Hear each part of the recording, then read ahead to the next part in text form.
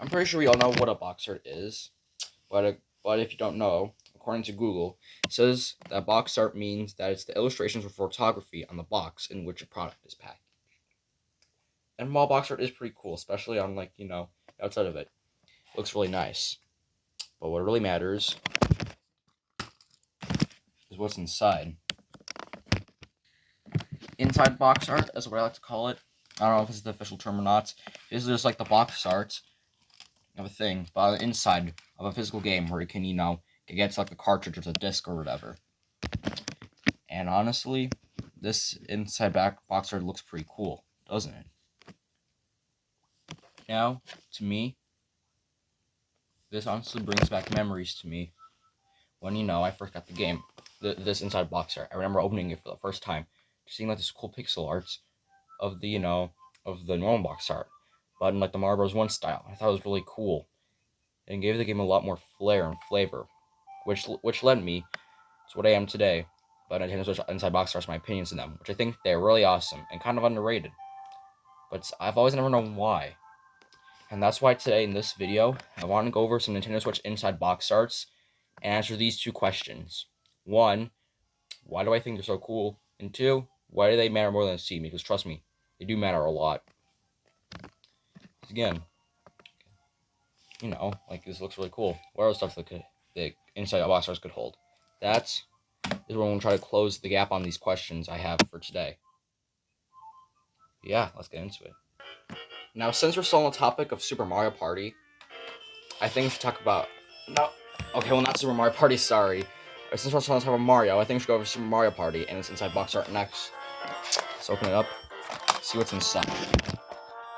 Now, again, like a Mario Maker 2, there's just some really cool box art of just like the Mario characters all celebrating and stuff, because, again, it is Super Mario Party.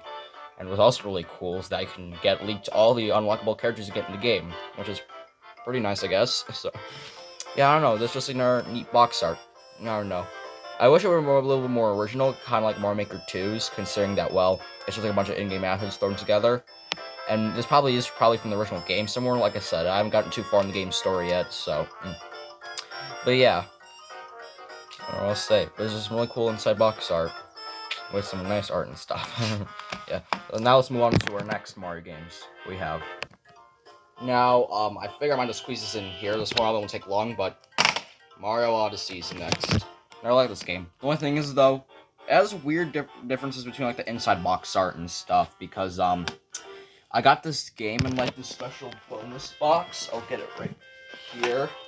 Yeah, right here. There's, like, this bonus Traveler's Guide box thing. So the box is probably a little different than the normal version. I don't really know what it looks like, but it's probably, like, something cool. I like the back art, though. Of, like, the, Odyssey going to confront Bowser. And then the inside box art, it's nothing really too special. It's just the lyrics to Jump Up Superstar. But it's a pretty good song, so I don't mind. Listen, I don't know what the normal version looks like, but this is just all with, like, this bonus version. Got nothing anything too low, like I said, the superstars. But it's cool how they, like, put it in the, inside box art itself. I don't know, it's just a nice little bonus, again, which shows how much detail the game designers put into the game. And, like, making the game itself. Yeah, also move on to our final Mario game of the video. And our final game is Mario Kart Deluxe. Now, again, like the Switch game almost everybody has. Again, I mean, it is the best-selling Switch game, so it makes sense. But yeah. Now, this game does not feature any cool box arts, or inside box arts, for, the inside cover. But what instead is a control guide, which is actually pretty helpful, because instead of just having to go through some tutorial, you can just, like, assess, and look at the, inside box art.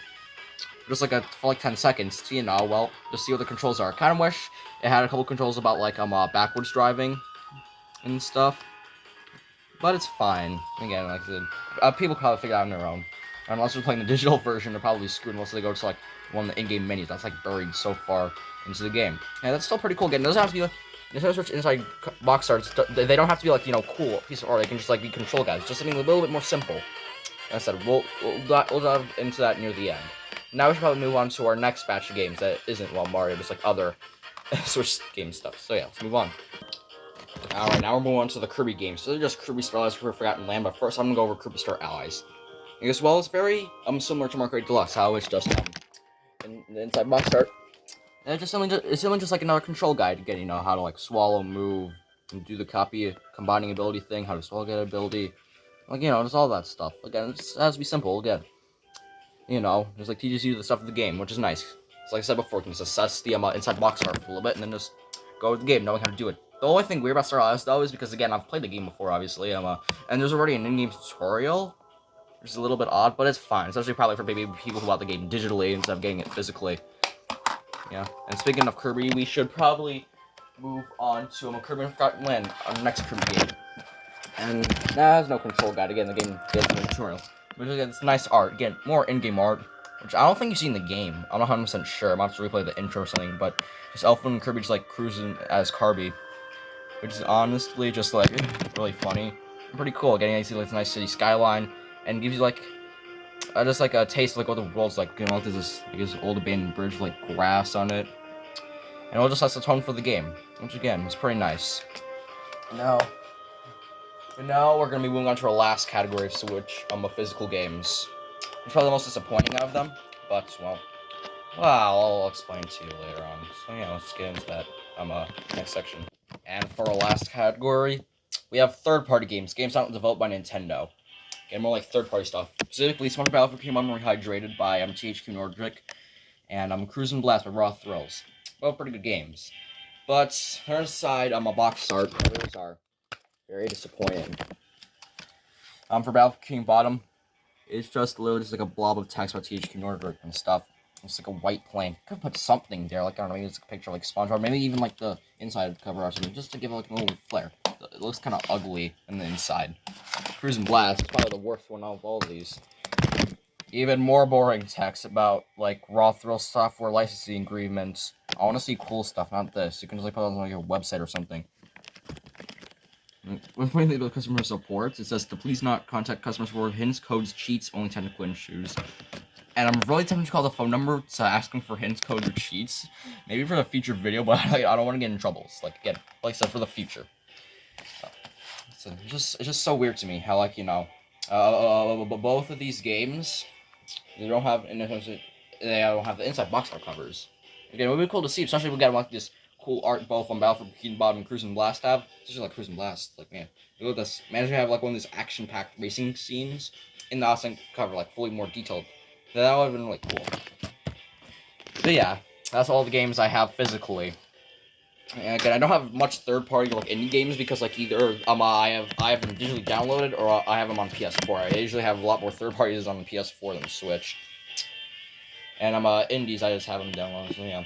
So I only covered first party, so that's like the most interesting things. Because I've noticed before that that like third party games like these two, they don't really seem to have like any inside cool box art covers like any extension. Well, all the first party stuff. I'm gonna put Mario Odyssey here. It's like it has like really cool box art covers, whether they be just like simple controls or just like whether it be simple or like a bit more technical. Yeah, or just leave me to wonder. Sorry, Rob. Just leave me to wonder. Yeah. Okay, we talked about Nintendo Switch Inside Boxart covers. Cool, but like now I gotta answer the two questions I had to ask at the beginning of the video. Are they so cool, or are they matter?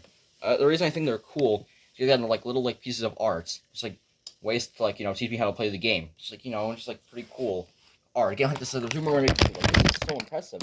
I really love this art. It also took in a lot of time and dedication to make this. With all of those pixel art styles, especially like these new assets for like Builder Mario and Luigi. And probably like maybe I don't know what other new assets again. It's like just really cool.